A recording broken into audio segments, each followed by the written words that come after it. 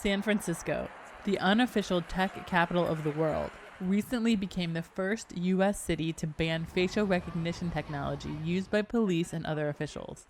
Those who support the ban say this type of tech is a threat to civil liberties.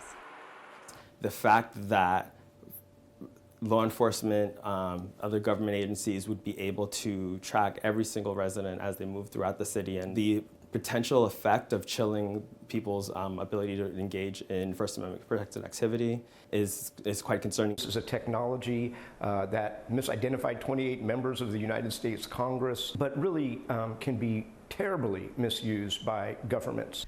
China has embraced the facial recognition technology as part of its massive domestic security operation. It even uses it in some public restrooms to dispense toilet paper. Facial recognition software is not new, but it has become much more sophisticated in recent years. Apple uses facial recognition as a feature to unlock the latest iPhones. Amazon shareholders voted on 2 measures to limit Amazon's use of its own facial recognition technology.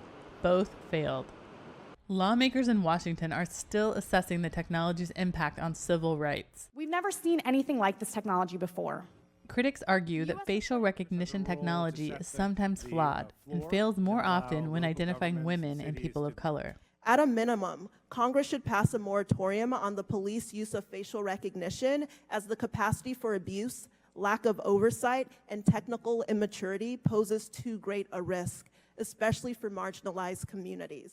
But some on the cutting edge of biometrics say that the technology has uses that benefit humanity.